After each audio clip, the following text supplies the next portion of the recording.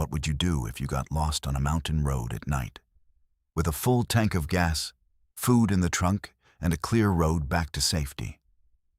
And why would 5 grown men, who had everything they needed to survive, walk away from their car, straight into freezing wilderness? This is the haunting mystery of the Yuba County 5. February 24th, 1978. A normal Friday night in Chico, California. 5 friends, Jack Madruga, Bill Sterling, Jackie Hewitt, Ted Wire, and Gary Matthias, attend a college basketball game. They cheer, laugh, and talk excitedly about something very important happening the next morning. A basketball tournament. Not just any tournament, their tournament. They were part of a local team made up of young men with intellectual disabilities, and they took it seriously. Their uniforms were laid out. Their parents had prepared snacks. They had plans. They were supposed to be home by midnight, but they never came back. So what happened between that basketball game and the snow-covered mountains of Yuba County? Let's rewind. The 5 men stop at a convenience store around 10 p.m. in Chico. A clerk later confirms seeing them. They buy snacks, candy bars, soda, chips. Completely normal behavior, nothing unusual, no signs of distress. Then, something changes.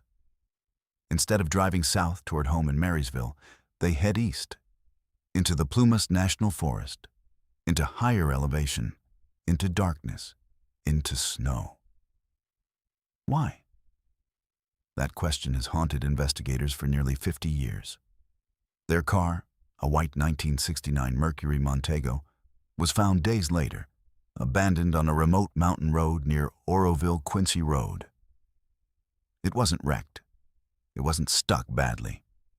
It had some snow around it. But it wasn't immobilized beyond recovery. In fact, the gas tank was nearly full. The keys were missing. And here's the strange part. Investigators later said the car likely could have been driven out. So why did they leave it? Did they think they were stuck? Were they panicking? Or were they running from something? Let's talk about the 5 men. Jack Madruga was 30 years old. The driver.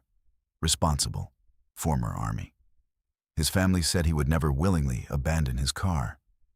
Bill Sterling, 29. Quiet and friendly.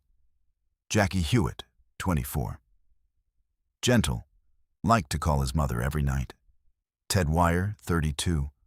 Highly intelligent, but socially limited. He relied heavily on routine. And then there was Gary Matthias. Gary was different. He had been diagnosed with schizophrenia. He had a history of drug use. But at the time of the disappearance, he was reportedly stable and taking medication. His stepfather said Gary was doing well. He was proud of being part of the basketball team. But unlike the others, Gary had survival training. He had spent time in the Army. Keep that in mind. Now here's where things get eerie.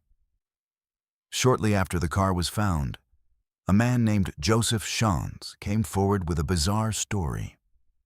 On the night the 5 disappeared, Shans had suffered a mild heart attack while driving on that same mountain road. His car became stuck in the snow. While waiting in his vehicle, he claimed he saw headlights behind him. And a group of people with flashlights. He shouted for help. But instead of approaching him, the lights disappeared. Then he heard what he described as a woman and a baby crying. Searchers later dismissed parts of his account due to inconsistencies and his medical distress.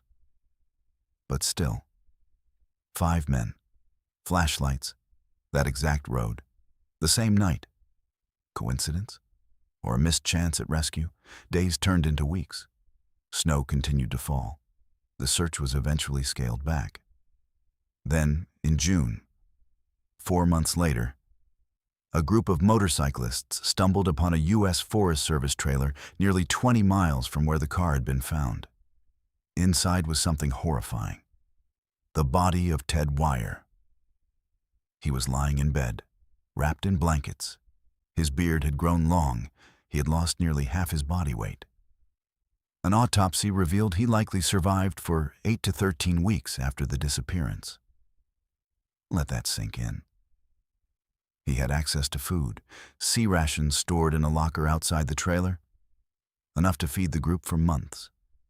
But they were barely touched. The trailer had a working heater, but it had never been turned on. Why? Ted had severe frostbite. His feet were badly damaged. He likely couldn't walk far. Investigators believe someone, possibly Gary Mathias, stayed with him for a while. Shoes belonging to Mathias were found inside. Ted's were missing. It appeared someone had cared for him, wrapped him, tucked him in, but then left. Outside the trailer, searchers found the remains of Bill Sterling and Jackie Hewitt. They had died from hypothermia. Jack Madruga's body was discovered earlier, about 11 miles from the car. He too had succumbed to exposure. But Gary Mathias? He was never found. No remains, no trace, no definitive evidence. And that opens the door to theories. Did Gary lead them up the mountain? Was he experiencing a psychotic episode? Did he believe something was chasing them? Were they following a hallucination or fleeing from one? Or was there something else entirely? Some online discussions suggest they may have encountered someone on the road. Perhaps they followed another vehicle. Perhaps they were lured. Others speculate about foul play, though no physical evidence ever supported it. There's also the psychological angle. The 5 men were described as highly routine-oriented. The tournament the next morning was incredibly important to them. It's possible they got lost, panicked, and made a series of irrational decisions fueled by fear. Imagine it. It's dark. Snow begins falling. You realize you've driven the wrong way. The road gets narrower. There's no cell phone in 1978. No GPS, no clear landmarks. You think the car is stuck, even if it isn't. You start walking to find help. But you underestimate the cold, the elevation, the distance, and one bad decision becomes 5 tragedies. But here's something that complicates that theory. The trailer had supplies, not just food, blankets, matches, fuel. Someone opened the sea rations. Someone stayed long enough for Ted to survive, nearly 3 months. Why didn't they light the heater? Why didn't they eat more food? Why didn't they follow the road downhill? Were they too afraid to leave? Or waiting for someone? And then there's Gary. If he survived longer than the others, where did he go? Some believe he might have wandered off in search of help and died in an unrecovered area. Others wonder, did he make it out? There have been no confirmed sightings, no financial activity, no remains. It's as if he vanished into thin air. The case has often been compared to the Dyatlov Pass incident, a group making inexplicable choices in harsh conditions. And over the years, ghost stories have crept in. Some locals claim the area feels wrong, haunted, but there's no evidence of anything supernatural. What we're left with is something perhaps even more unsettling. Human vulnerability. 5 men who likely trusted each other, who stuck together, who may have tried desperately to survive. One who lingered for weeks, slowly starving in a trailer filled with supplies he didn't fully use.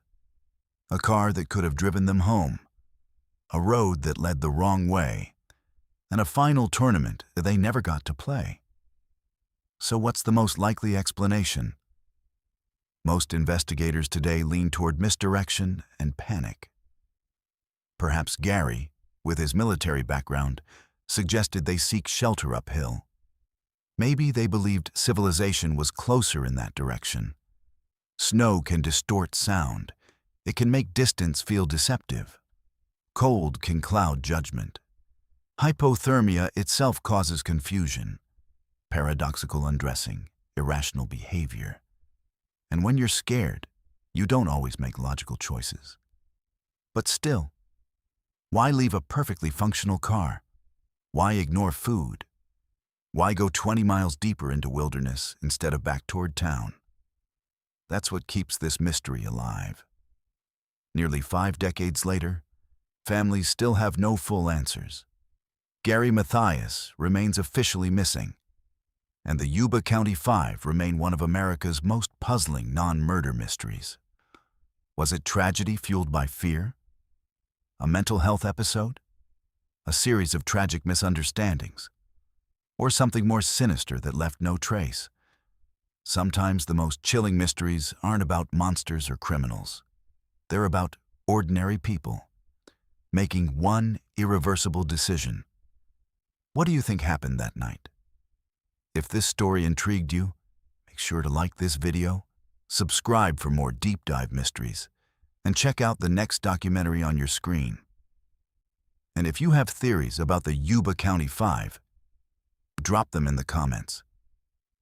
We read everyone, because sometimes the answers are hidden in plain sight.